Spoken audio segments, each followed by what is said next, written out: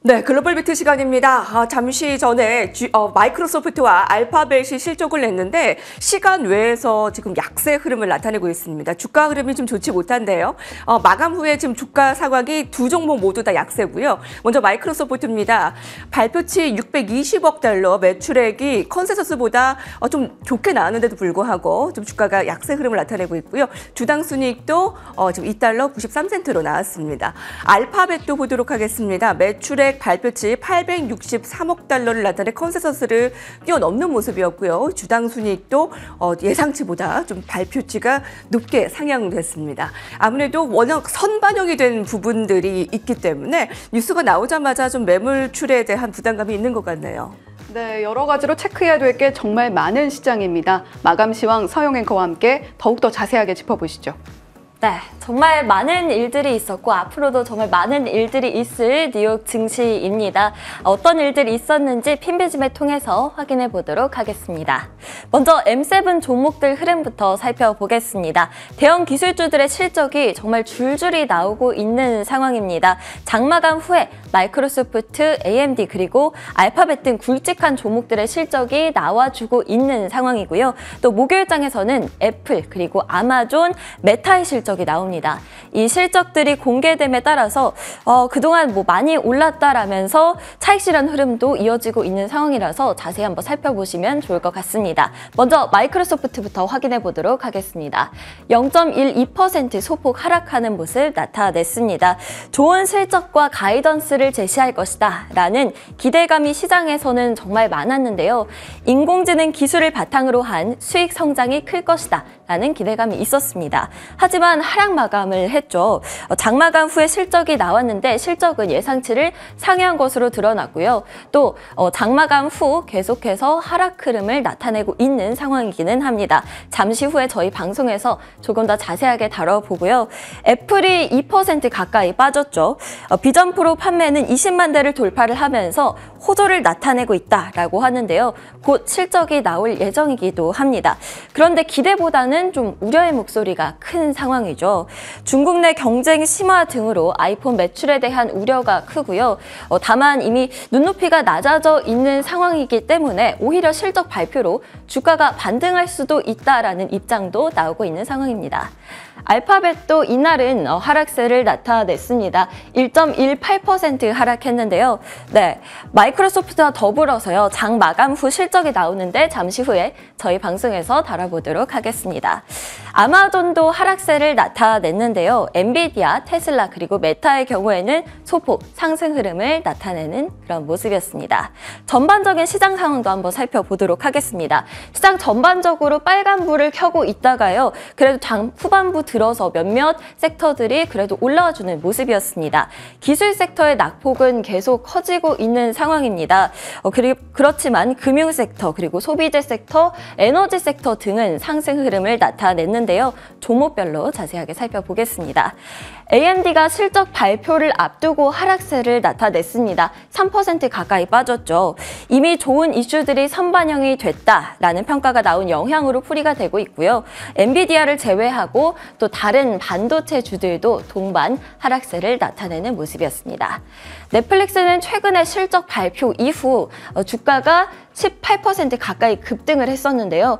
간밤에는 2% 가까이 하락을 했습니다. 이미 가치가 주가에 다 반영이 됐다라는 평가 때문인 것으로 분석됩니다. 은행주들은 시티에 대한 투자 의견 상향으로 인해서요. 동반 끌어올려지는 모습이었고요. 자동차 관련주들 보겠습니다. 다 같이 상승세를 나타냈죠. GM이 호실적을 발표를 하면서 급등세를 나타내고 있고요. 테슬라 그리고 포드 등도 상승세 나타내는 모습이었습니다. 산업 섹터 내에서는 빨간불을 켜고 있는 두 종목이 있습니다. UPS 그리고 보잉인데요. UPS는 실적을 발표하고 급락세를 나타냈고요. 대신에 보잉은 실적 발표를 앞두고 하락세를 보이고 있는 상황입니다. 화이자는 실적을 내고 하락세인데요. 매출이 예상치를 밑돌았다고 하고요. 다나허의 경우에는 호실적의 급등세를 나타내는 모습이었습니다. ETF 시황도 자세하게 확인해 보겠습니다. 3대 지수 가운데 나스닥의 낙폭이 컸던 만큼 나스닥 지수를 추종하는 ETF들이 하락세를 나타냈습니다. QQQ 그리고 TQQQ 하락세 0.7%, 2%가량 하락하는 모습 나타냈고요. 그리고 섹터별로는 기술 섹터의 낙폭이 컸었죠. 반도체 레버리지 상품인 SOXL 그리고 바이오테크 ETF인 XBI가 빨간불을 켜는 모습이었습니다. 대형 성장주들이 하락세를 나타내는 모습이었고요. 그리고 스몰캡 종목들도 흐름이 좋지 못했습니다. IWM 그리고 TNA가 하락세 나타내는 모습이었습니다. 이머징 마켓 그리고 중국 시장도 흐름이 좋지 못했고요. 국채금리 하락세 지금도 계속해서 이어지는 가운데 TMF의 경우에는 1%대 강세 흐름 나타내는 모습이었습니다. 지금까지 시황 전해드렸습니다. 네, 시장의 심장박동 소리 오늘의 헤드라인으로 이어가 보도록 하겠습니다. 자, 5개 헤드라인 함께 보고 계신데요. 구인 이직 보고서, 졸트 보고서가 나왔습니다. 어떻게 나왔는지 잠시 후에 체크해 보도록 하겠고요. 자, 구인 이직 보고서와 소비자 신뢰지수 먼저 체크를 좀 해보겠습니다. 구인 시장은 여전히 뜨겁고 소비자 신뢰지수는 올라가고 있다라는 것이 한 줄 요약인데요. 지금 물가 상승 둔화와 지속적인 경기 성장이 확인되고 있는 상황입니다. 소비자 신뢰지수 108.1에서 114.8로 상승한 상황인데요. 컨퍼런스 보드의 수석 이코노미스트 다나 패터슨의 코멘트 들려드리겠습니다. 1월의 소비자 신뢰도 상승은 인플레이션 둔화, 향후 금리 하락에 대한 기대, 기업이 지속적으로 인력을 비축함에 따라서 일반적으로 유리한 고용 조건을 반영한 것 같다라고 내놓고 있고요. 모든 연령층에서 특히 55세 이상의 소비자에게서 소비자 심리 지수가 가장 높아지는 모습을 보여줬고요. 최상위 계층을 제외한 모든 소득 그룹에 대한 소비자 신뢰도도 함께 높아졌다라고 밝혔습니다. 자, 구인 목록도 함께 살펴봐야 될 텐데요. 수정치보다 높은 구인 시장의 모습을 보여줬습니다. 지금 시장에서 직업을 구하는 이들의 모습이 상당히 뜨겁게 나타나고 있다라는 반증인데요. 어떻게 나타났는지 한 번 더 자세하게 짚어보겠습니다. 12월 900만 명, 지금 추이를 보게 되시면 점차적으로 올라가다가 꺾이는 추세 자체는 동일합니다. 하지만 고개를 다시 들었다라는 점에 조금은 방점이 찍혀 있다라는 부분 체크 포인트 삼아 보시면 좋겠고요. 졸트 보고서뿐만이 아니라 금요일까지 실업률과 함께 여러 가지 고용 지표들이 함께 나오니까 이 부분까지 체크해 보시면 좋을 것 같습니다. 자, 두 번째 소식으로 이어가 보겠습니다. 마이크로소프트, 구글, AMD 빅데이입니다. 빅테크 실적이 오늘로 개막을 했는데 앞서서 해리 맹커가 자세하게 전해드린 바가 있습니다. 마이크로소프트, 알파벳의 실적까지 나왔는데 마이크로소프트는 EPS와 매출 모두 시장 컨센서스를 상회했고요. 다만 클라우드 매출이 올라섰는데도 불구하고 시간외에서 하락을 했다라는 점에 좀 우리가 주목을 해야 될 것 같습니다. 구글 알파벳은 EPS와 매출 모두 상회, 광고 매출이 하회했다라는 점이 아쉬운데요. 마이크로소프트와 알파벳의 시간외 하락폭이 조금 다릅니다. 이 부분에서 차이가 좀 있지 않았나라는 생각이 듭니다. 자, 마이크로소프트는 지난주에 3조 달러의 가치 평가 수준을 넘어섰고요. 높은 지위에 도달한 유일한 두 회사로 애플과 마이크로소프트가 꼽히고 있는 상황입니다. 지금 시장에서는 애저의 수익이 어떻게 나오느냐 이 부분에 방점이 찍혀 있고 파이퍼 샌들러 같은 경우는 이번 분기에 마이크로소프트 투자자의 초점이 클라우드 비즈니스로 전환될 수 있음을 미리 보여준다라고 이야기를 하고 있습니다. 애저의 성장이 29에서 30% 범위로 다시 가속화될 수 있다라고 생각하고 있고요. 바클레인 같은 경우는 목표 주가 455달러로 투자 의견 여전히 매수 의견을 유지하고 있습니다. 자, 마이크로소프트와 알파벳 실적 그리고 AMD까지 어떻게 나왔는지 저희가 계속해서 주시를 해봐야 되겠고요. 오늘 시간의 흐름까지 함께 주시해 보시면 좋겠습니다. 세 번째 소식으로 바로 이어가 보도록 하겠습니다.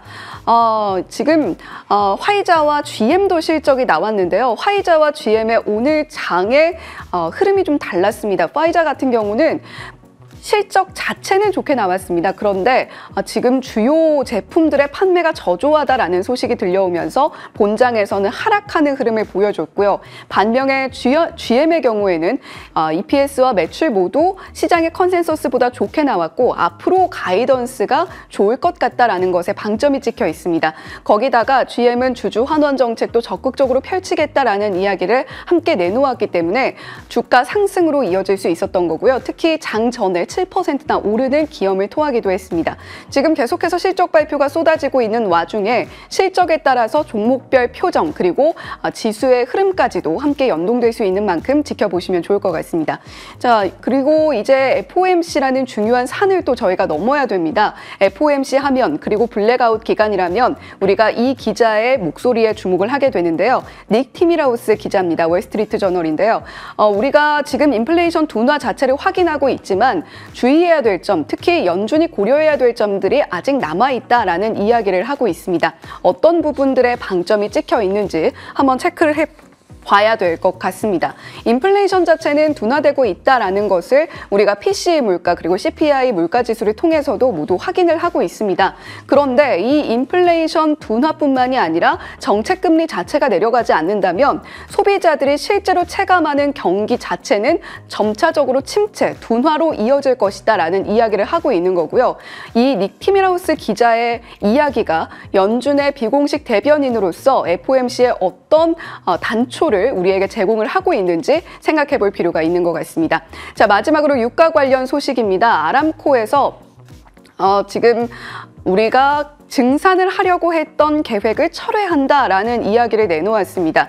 유가 이에 따라서 1% 넘게 상승하는 모습을 보여줬는데요. 수요에 대한 이야기를 하고 있습니다만 사실 사우디아라비아의 아람코 같은 경우는 전체 총량, 시장에 유통되는 원유의 공급량의 총량을 조절을 하고 있습니다. 과연 사우디가 이렇게 원유를 걸어 잠금으로 인해서 유가에는 또 한 번 어떤 파동이 일게 될지 주목을 해보시면 좋을 것 같은데요.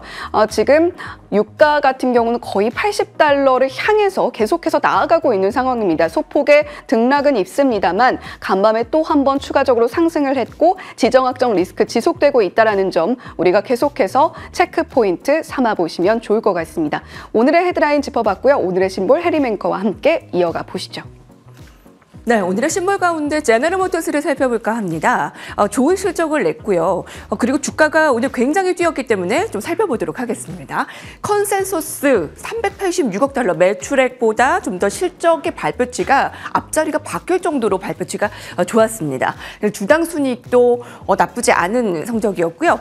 문제는 이제 1분기 이상의 올해의 전망이 더 좋다라는 겁니다. 전기차 수요의 증가가 글로벌 시장에서는 좀 둔화되는 가운데 제너럴 모터스만큼은 다르다라고 얘기를 하고 있는데요. 자, 다음 차트 흐름을 보겠습니다. 오늘 주가가 장중 내내 상승을 나타냈다가 막판에 급등 흐름을 나타내면서 오늘 8%대 상승을 나타냈습니다. 전기차 생산을 더 늘린다. 이 제너럴 모터스의 최고 재무책임자는 전기차 사업 올해 하반기부터 가변적인 수익을 창출하기 시작할 것이다라고 얘기를 하고 있습니다. 근데 이것에 대한 분석은 좀 엇갈립니다. 지금 테슬라도 잘 못 가고 있는데 GM이 이렇게 전기차 수요를 늘리겠다라고 한들 GM이 반짝 상승 이후에 더 추가 상승을 나타낼 수 있을까 하는 의문인데요. 좀 더 지켜봐야 되겠습니다. 다음 심볼 보실까요?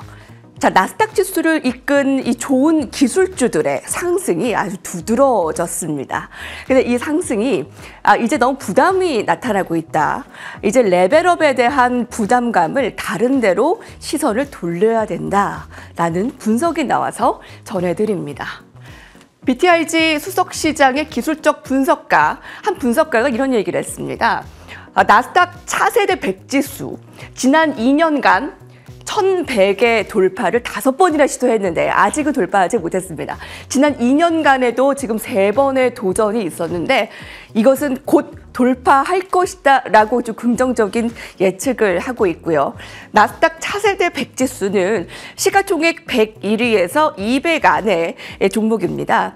그동안 많이 올랐던 이 종목들은 실적에 대한 눈높이가 너무 많이 높아졌기 때문에 여기서 더 추가 상승보다는 계속 실적을 확인하면서 가는, 두드려가는 종목이 될 것이다.